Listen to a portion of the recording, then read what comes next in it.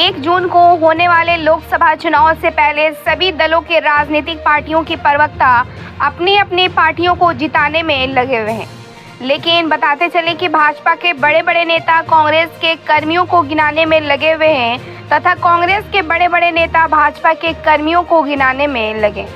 इस संबंध में कांग्रेस के वरिष्ठ नेता अनिल कुमार तिवारी बिहार दर्शन से बातचीत के दौरान बताया कि प्रधानमंत्री नरेंद्र मोदी सिर्फ झूठे वादे कर जनता को गुमराह का काम किया है। कांग्रेस इस तरह की पार्टी नहीं है, कांग्रेस गरीबों की पार्टी है। अगर देखा जाए तो भाजपा सरकार झूठे वादे कराकर लोगों का वोट लिया है, लोगों को विश्वास दिलाया है कि जनता की समस्या का निजात दिलाएंगे, गरीबी हटाएंगे, 15 लाख प्रत्येक लोगों के खाते में आएंगे, काला धन वापस लाएंगे, प्रत्येक साल 2 करोड़ देश के युवाओं को नौकरी देंगे। यह सभी वादे आज सफल दिखे। भाजपा सिर्फ झूठे वादे कर लोगों का वोट लेना चाहती है और जीतने के बाद उनके पास सिर्फ हिंदू मुस्लिम मंदिर मस्जिद का मामला रह गया है। इस बार के चुनाव में भाजपा की सरकार नहीं बनने जा रही है। इस बार महागठबंधन की सरकार बनेगी। भले ही भाजपा के लोग 400 पार का नारा लगा रहे हैं, इस बार 100 पार कर जाए वही काफी है। ब्यूरो रिपोर्ट, बिहार दर्शन। बिहार दर्शन से हामिद शाह, आप देख रहे हैं बिहार दर्शन लाइव न्यूज। अभी हम अब भभुआ में आए हुए हैं और हमारे एक जो हैं सच के तो कांग्रेस के वरिष्ठ जो है प्रतिनिधि के रूप में जाने जाते हैं और इनका नाम है अनिल तिवारी जी। मैं बात करूंगा कि इस समय जो इस समय चल रहा है तो क्या किस रूप में चल रहा है, कैसे चल रहा है, थोड़ा सा हम बात करेंगे। कांग्रेस की क्या विचारधारा है, कांग्रेस की विचारधारा किस रूप में आगे बढ़ रही है, इसके बारे में बात करें। पहले तो सर बिहार दर्शन में आपका स्वागत जी। बहुत बहुत धन्यवाद आपको कि आप लोगों ने कांग्रेस को भी मीडिया वाले नोटिस लेना शुरू किए, इसके लिए बहुत बहुत धन्यवाद आप लोगों को। सर क्वेश्चन ये था कि अभी जो आपका भाजपा और कांग्रेस का जो समीकरण चल रहा है, बहुत से लोग ये कह रहे हैं कि भाजपा के ही कैंडिडेट कांग्रेस में जा रहे हैं और कांग्रेस के कैंडिडेट भाजपा में जा रहे हैं, तो यह क्यों हो रहा है सर, और इसका क्या परिणाम निकलता है? कहाँ, हमारे यहाँ तो कुछ उस तरह का नहीं है।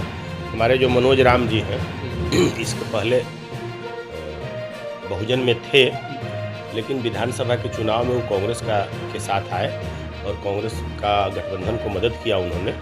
अभी वही हम लोगों के प्रत्याशी हैं। हम लोगों के प्रत्याशी तो किसी भाजपा से नहीं आए हैं।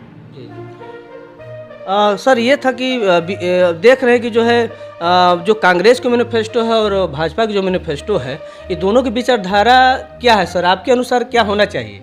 देखिए, कांग्रेस का जो मैनिफेस्टो है गरीब लोगों के लिए, आम लोगों के लिए, बेरोजगार लोगों के लिए है, उसके बाद महिलाओं के लिए है, किसानों के लिए है, जो जरूरी बुनियादी सुविधाएं हैं उसको लेकर के कांग्रेस हमेशा से अपना मैनिफेस्टो बनाती है और उसी के हिसाब से इस बार भी बनाया है। जैसे आप देख लीजिए कि जो किसान रंगनाथन कमेटी का जो रिपोर्ट है उसमें स्पष्ट है कि जो उनका रिपोर्ट है वही हम जो है सो आपको एमएसपी देंगे, उसी एमएसपी पर हम आपका जो भी इस फसल है खरीदेंगे और जो है सो किसानों का कर्जा भी, कांग्रेस ने ही किसानों का कर्जा माफ़ किया। हमारा देश कृषि प्रधान देश है, माने 74% लोग किसानी पर आधारित हैं और इस माने प्रधानमंत्री के नेतृत्व में इस सरकार में 10 वर्षों से जो सरकार चल रही है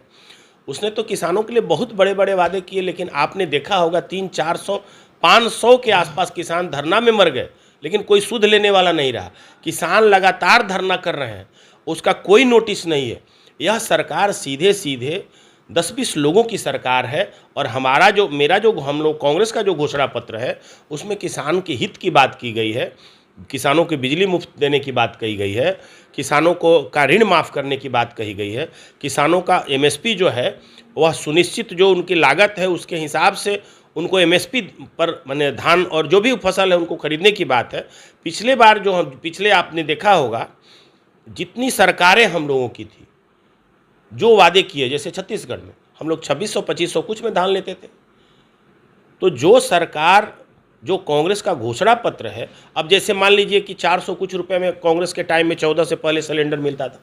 आज फिर हम लोगों ने कहा है कि अगर कांग्रेस की सरकार आएगी तो 500 रुपये में गरीब लोग हैं, जो बीपीएल से आते हैं, जो माने जिनकी आय कम है, उनको 500 रुपये में हम सिलेंडर देंगे। जो लक्ष्मी करके एक योजना है कांग्रेस की, जो घर में महिला बैठी हुई हैं, जिनको कोई रोजगार नहीं है, उनको हर साल 1 लाख रुपया देंगे।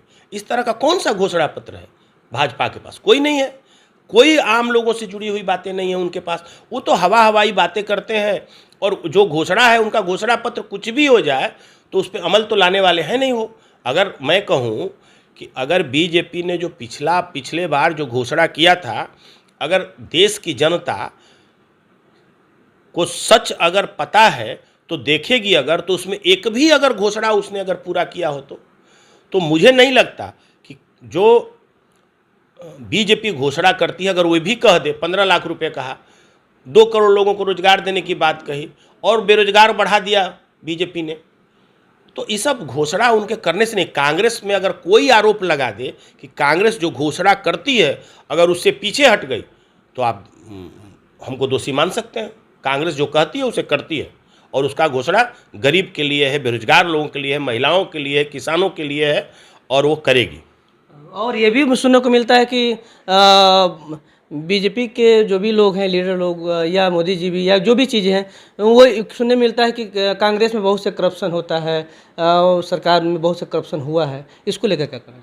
देखिए, अगर कांग्रेस के लोगों ने करप्शन किया, कांग्रेस के किसी भी मंत्री विधायक के ऊपर किसी भी तरह का आरोप लगा, तो आपको याद होगा कॉमनवेल्थ गेम, आपको याद होगा कनीमो जी, आपको याद होगा सुखराम जी, जो भी लोग हैं, अगर किसी के ऊपर भी आरोप लगा तो तुरंत रिजिग्नेशन लेती है कांग्रेस कि आप मंत्री हो, विधायक हो, किसी भी पावरफुल व्यक्ति हो, पहले रिजाइन करिए। लेकिन बीजेपी में तो ऐसा कुछ नहीं है। बीजेपी तो आप घोटाला करते रहो, लेकिन जो है सो पार्टी फंड में आप सहयोग करते रहो। जी, आपने उनके सहयोगी जो थे, नीरव मोदी, मेहुल चोकसी, विजय माल्या, सारे लोग पैसे लेके भाग गए। मोदी जी उनकी पीठ की पर शाबाशी देते रह गए, और सारे लोग गुजरात से हैं, सारे लोग पैसे लेके भाग गए, लेकिन कुछ भी नहीं किया बीजेपी ने। घोटाला तो इनके टाइम में है। कितने लोग मर गए, लाइन में लगा दिया लोगों को, कितने लोग को जो है सो कोरोना में मर गए। उस समय इन लोगों ने साधन भी नहीं मुहैया कराया कि गरीब आदमी अपने दिल्ली से, गुजरात से, बॉम्बे से अपने घर पहुंच जाए, जबकि हमारे पास कांग्रेस की बनाई हुई करीब मुझे लगता है कि 6 करोड़ पर डे ट्रांसपोर्टिंग की व्यवस्था है। अगर अपना संसाधन लगा दे गवर्नमेंट का सिर्फ, तो 6 करोड़ लोग पर डे ट्रांसपोर्ट हो सकते हैं। लेकिन उसके लिए भी इन्होंने कुछ एफर्ट नहीं किया। 1000 बसें प्रियंका गांधी ने भेजी थी, जोगी जी ने ये कह करके लौटा दिया कि इस पर नंबर नहीं है। ये लोग सहयोग करने वाले भी नहीं हैं, गरीबों का मदद करने वाले भी नहीं हैं। अगर कोई गरीब मदद करेगा तो उसे भी वापस करने हैं, मैंने उसको भी स्वीकार नहीं किया। सर, ये भी था कि जो है पहला मुद्दा था कि वो लोग बोलते हैं कि जो है कांग्रेस अटका कर रखी हुई थी राम मंदिर को मैटर को लेकर। तो लोगों का ये भी कहना है कि हमने वो काम किया है, उस मुद्दा पर वोट लोग मांग भी रहे हैं। हमने आयुष्मान कार्ड भी बनाया है लोगों के लिए, आपको जो है किसान सम्मान निधि योजना भी दे रहे हैं। तो ये सब चीज़ों को लेकर जो है सरकार तो भी तो वहाँ पर लोगों के मैनिफेस्टो में दे रही है। इसको लेकर क्या कर रहे हैं? देखिए, 2000 रुपये से किसानों का भला नहीं होने वाला है। किसान 2000 रुपये लोग देता है, उससे किसानों का भला होगा? जी, इतनी लागत आ रही है ना, किसान खाद बीज के लिए लाइन में लगता है। किसान को 300 रुपये का यूरिया 700 रुपये में बिकता है, ब्लैक करते हैं इन्हीं के लोग। और आप जो कहते हैं कि राम मंदिर में नेहरू जी ने पहली बार वहाँ मूर्ति का पूजा करवाया, राजीव गांधी ने पहली बार वहाँ मूर्ति का पूजा करवाया, राजीव गांधी ने ताला खुलवाया। और कांग्रेस क्यों चाहेगी कोई मंदिर बन जाए, मस्जिद बन जाए? कांग्रेस क्यों चाहेगी कि मंदिर ना बने, मस्जिद? ये तो देश सब लोगों का है। देश की आज़ादी में सब लोगों ने बलिदान दिया। अगर कोई अब बढ़िया जगह पे आप मंदिर बनवाते हैं, अच्छी बात है, मस्जिद बनवाते हैं, वो भी अच्छी बात है। हम क्यों मंदिर का और मस्जिद का विरोध करने जाए? ऐसी कोई बात नहीं। और मंदिर राम के नाम पर आप मंदिर बनवा देंगे तो वोट लगेंगे मांगने। कि विकास के नाम पर वोट मांगेंगे। ऐसा कभी सुने हैं आप? इतने दिन से आज़ादी मिली हमको देश में, कभी कोई सरकार ने मंदिर के नाम पर वोट मांगा है क्या? अरे आपको सरकार चुनती है कि आप सरकार 5 साल चलाते हैं, तो आप विकास क्या किए देश में उसके लिए ना वोट मांगेंगे, कि मंदिर बनवा दिए इसके लिए वोट मांगेंगे? ये तो पहली बार हम सुन रहे हैं कि मंदिरों के लिए वोट लोग मांगता है। आयुष्मान कार्ड तो देख रहे हैं, हेल्थ कार्ड जो बन रहा है लोगों का, देख रहे हैं कि बहुत लोग उससे लाभान्वित हो रहे, वो लोगों को भी हुआ भी है। क्या इससे गरीब को मिला है कि नहीं? भगा देता है सब। हॉस्पिटल में लेके जाइएगा ना आयुष्मान कार्ड, तो कुछ करके मैंने इलाज उलाज और 10-20 5,000 10,000 का और 5 लाख तक अगर कोई व्यक्ति बता दे कि अगर उसका हम 5 लाख का बेनिफिट लिए हों तो आप कहिएगा। ऐसा कुछ नहीं है, भगाता है हॉस्पिटल से। कितने हॉस्पिटल का तो पेमेंट नहीं प्रधानमंत्री जी ने किया है। अगर उसने इलाज कर लिया तो उसका पेमेंट होगा ना, वो भी नहीं किया। हमारे यहाँ तो घोषणा पत्र में है कि हम अगर हमको सरकार हमारी बनती है तो हम 20 लाख रुपए तक इलाज करेंगे, फ्री में इलाज करेंगे और करेंगे। ये ऐसे आयुष्मान कार्ड की तरह नहीं, कांग्रेस जो कहती है उसे करती है। सर ये भी कहना था सर कि जो है आखिर आपकी विचारधारा और उनकी विचारधारा सही है, तो लोग कहने का मतलब कि किसको लाइक कर रहे हैं, कहने का मतलब आपका क्या इसमें लग रहा है? नहीं, कैसे विचारधारा उनकी और हमारी एक है? हम हिंदू को लेके चलते हैं, मुसलमान को लेके चलते हैं, ईसाई को लेके चलते हैं, सिख को लेके चलते हैं। हम जो देश के जो संविधान है उसके अनुरूप चलते हैं। और वो तो कहते हैं कि प्रधानमंत्री भाषण देता है, तो मैंने आश्चर्य की बात है कि आपका संपत्ति ले करके वो अपने कुछ लोगों में माने मुसलमानों में बांट देंगे। और प्रधानमंत्री ने, ये भी प्रधानमंत्री कहते हैं कि पूर्व के प्रधानमंत्री मनमोहन सिंह ने कहा कि देश के संसाधनों पर पहला हक मुसलमानों का है। देश के प्रधानमंत्री को झूठ नहीं बोलना चाहिए, ऐसा कभी मनमोहन सिंह ने नहीं कहा। उन्होंने ये कहा कि जो गरीब हैं, गुरबे हैं, वंचित हैं, उनका अधिकार इसके संसाधन, देश के संसाधनों पर पहला है। क्योंकि अगर उनका विकास नहीं होगा तो देश का विकास नहीं होगा। इसलिए हमारे प्रधानमंत्री को झूठ के अलावा कुछ नहीं आता है। झूठ बोलते हैं, लोगों को बरगलाते हैं। और यह देश की आज़ादी में सिख का भी बलिदान है, मुसलमानों का भी बलिदान है, हिंदुओं का भी बलिदान है। तो उसमें सबका अधिकार है, सबको इस देश में जीने का और कार्य करने का अधिकार है। अभी आप देखिए, हमारे देश के सबसे बड़े दानदाता हैं अजीम प्रेम जी। क्या हिंदू हैं? भी मुस्लिम हैं। उनसे कहे नहीं जाके प्रधानमंत्री जी पूछते हैं कि आप अब मुस्लिम हैं, आप दान मत दीजिए देश में। ये अडानी और अंबानी क्या दान देते हैं? कुछ नहीं दान देते हैं। जितना अजीम प्रेम जी ने इस देश के लिए दिया और जितने मुसलमानों ने इस देश के लिए कुर्बानी किया, उतने ही सिखों ने दिया, उतने ही जो है सो हिंदुओं ने दिया। इस देश पर हमारे राहुल गांधी जी ने कहा था कि अगर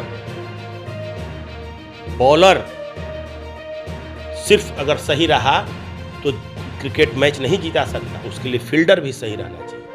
तो अगर टीम चलती है तो उसमें सारे लोगों को समान रूप से मेहनत करनी पड़ती है, तब विनिंग होता है। हमारे देश में अगर गरीब मेहनत करेगा, किसान मेहनत करेगा, बिजनेसमैन मेहनत करेगा और सारे लोग मेहनत करेंगे, उसी तरह हिंदू भी अपना मानेगा देश को, और मुसलमान भी मानेगा, सिख भी मानेगा, ईसाई भी मानेगा, तब यह देश तरक्की कर सकता है। किसी एक व्यक्ति को लेकर के आप देश तरक्की, एक जाति को लेकर के नहीं कर सकते। आप एक तरफ कहते हैं कि हिंदू का देश है, तो पाकिस्तान जो है सो नेपाल की तरह आप बनना चाहते हैं, आप मॉरिशस की तरफ बनना चाहते, माने एक छोटा सा देश है भारत। आप अगर अमेरिका की तरफ बनना चाहते हैं, जापान की तरफ बनना चाहते हैं, चाइना की तरफ बनना चाहते हैं, तो सबको लेकर के चलना होगा, तब आप आगे बढ़ सकते हैं। आज तो बांग्लादेश से भी आप पीछे चले गए, यह स्थिति है। जिस बांग्लादेश को इंदिरा जी ने आज़ाद कराया, उससे भी आप पीछे चले गए। लास्ट प्रश्न है सर, तो लास्ट में ये क्या आपका रिजल्ट निकलेगा? इस समय जो दोनों पार्टियां जो हैं, बीजेपी भी अपना कह रही है कि जो है हम जीतेंगे 400 पार के हिसाब से, फिर कांग्रेस भी अपना दावा करे कि हम भी जीतेंगे, तो किस रूप में क्या कौन जीतेगा? देखिए, फेंकने की बात है। प्रधानमंत्री जी शुरू से ही फेंकने की आदत है प्रधानमंत्री। सारा संसाधन उनके पास है, सारा संसाधन उनके पास है। ईडी, सीबीआई और सारे रुपए पैसे, उन्होंने कुछ किया तो नहीं। इस देश के जितने भी बड़े नेता हैं भारतीय जनता पार्टी के, उन्होंने और कुछ नहीं किया, धन संग्रह किया। तो धन संग्रह का उपयोग इस चुनाव में होगा, और जनता को इस बात को समझनी चाहिए कि हमारा ही पैसा से हमको खरीदा जा रहा है। बाबा साहब अंबेडकर ने ये सोच करके संविधान में वोट देने का सबको अधिकार नहीं दिया, ये सोच के दिया कि जितना अधिकार अनिल तिवारी का है उतना अधिकार साबिर भाई का भी है, उतना ही अधिकार महेंद्र राम का भी है। तो इसलिए उस अधिकार को आप सुरक्षित रखें और उस अधिकार को सही जगह पर उपयोग करें। और उस स्थिति में अगर उस अधिकार का उपयोग होगा, इस बार निश्चित रूप से होगा, देश की जनता समझ चुकी है, जान चुकी है। 400 नहीं 100 अगर पार कर जाएंगे ना इस बार बीजेपी वाले, तो उनको समझ में आएगा। 39 सीट बिहार के लोगों ने दिया, 40 में 39। क्या किया बिहार के लोगों के लिए? बिहार के लोग गुजरात में जाते हैं काम करने, क्या किया? इस बार बिहार का भी जवाब होगा और जवाब तगड़ा मिलेगा भारतीय जनता पार्टी को, प्रधानमंत्री को। फेंकने वाली बात नहीं चलेगी। लोग ये भी कहते हैं कि जो है कांग्रेस 50 साल 70 साल तक राज किया है, तो सरकार तो उसी की थी, तो फिर ये 10 साल में लोग विकास क्यों खोज रहे हैं? इस तरह का बात है। 70 साल में जो कांग्रेस ने किया वह यह किया कि एक चाय बेचने वाला व्यक्ति प्रधानमंत्री बन गया, लोकतंत्र को इतना मजबूत किया। आज जगजीवन बाबू जैसा गरीब परिवार का व्यक्ति देश का उप प्रधानमंत्री बना, अंबेडकर जी जैसा आदमी कानून मंत्री बना इस देश का, और बाबा साहब ने पूरे देश को जगाया। यह कांग्रेस की देन है। कांग्रेस की देन है कि आज प्रधानमंत्री जी जहाज से चलते हैं। कांग्रेस की देन है कि प्रधानमंत्री जी टेलीप्रॉम्प्टर से भाषण दे लेते हैं। कांग्रेस की देन है कि प्रधानमंत्री जी जो है सो किसी भी एम्स और जो है सो पूर्व का कार्य को उद्घाटन कर लेते हैं। यह कांग्रेस की देन है। इन्होंने क्या किया? उसी का उद्घाटन करते इनका 10 साल बीत गया। इन्होंने कुछ नहीं किया देश के लिए। इन्होंने सिर्फ एक काम किया कि अपने जो इनके फाइनेंसर थे, पीछे से इनको सपोर्ट करने वाले लोग थे, उनको इन्होंने भगाने का काम किया। इस देश से पैसा लो भागो, पैसा लो भागो, वही काम किया और कुछ नहीं किया। विकास तो जीरो हुआ। तो सभी कुछ विकास होने के बाद भी जो है इस समय क्या रिजल्ट आ सकता है? आने वाला जो आपके 1 जून को होने वाला है इलेक्शन, तो उसका रिजल्ट क्या है? देखिए, सासाराम तो हम लोग जीत रहे हैं। सासाराम की बात नहीं है, सासाराम की कोई लड़ाई नहीं है। यहाँ की जनता समझ चुकी है। गरीब का बेटा मनोज राम चुनाव लड़ रहा है और वह व्यक्ति एक एक लोगों से जुड़ा है। मनोज राम ऐसा प्रत्याशी हम लोगों ने कांग्रेस को यहाँ पे दिया है, कांग्रेस ने दिया हम लोगों के बीच में सासाराम में। एक एक लोगों से वो आदमी जुड़ा है। तो वह तो यहाँ तो लड़ाई नहीं है, यहाँ तो कांग्रेस जीत रही है और अच्छे वोटों से जीतेगी।